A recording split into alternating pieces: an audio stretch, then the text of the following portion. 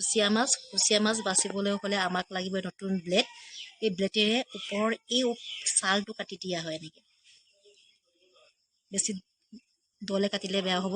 ওপৰৰ ছালটো এনেকৈ কাটি দিয়া হয়। ওপৰৰ ছালটো এনেকৈ কাটি দিয়া হয়। ইয়াৰ পিছত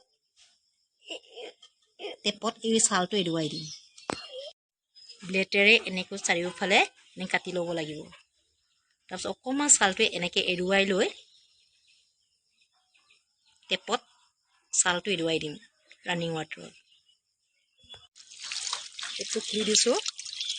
এতিয়া এনেকৈ ছালটো লাহে লাহে এৰুৱাই দিব লাগে। ছালটোৰ ভিতৰত পানী সোমোৱাৰ কাৰণে সোনকালে এৰুৱাবলৈ ভাল হয়। এনেকৈ ধুনীয়াকৈ ছালটো এৰ খাই গৈছে। ধুনীয়াকৈ এৰ খাই গ'ল ছালটো। এনেকৈ কুচিয়া মাছবোৰ আমি বাচিব পাৰোঁ।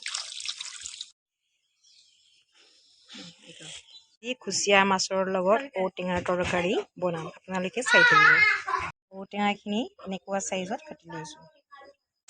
কুচিয়া মাছখিনি ভাজি লৈছোঁ। জিৰা আৰু জালুকৰ গুড়ি লগত দি দিছোঁ। ইয়াত পানী অলপ দি লৈছোঁ। পানীটো উতলন অহাৰ পিছত ঔটেঙাটো দি দিম।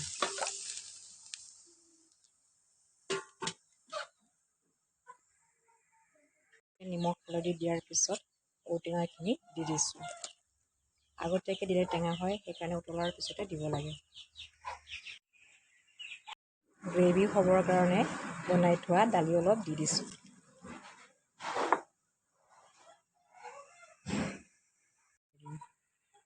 তৰকাৰীখিনি ডাঠ হৈ গৈছে। এতিয়া নমাই দিম। কুচিয়া মাছৰ লগত ঔটেঙাৰ জোল বনোৱা হৈ গ'ল।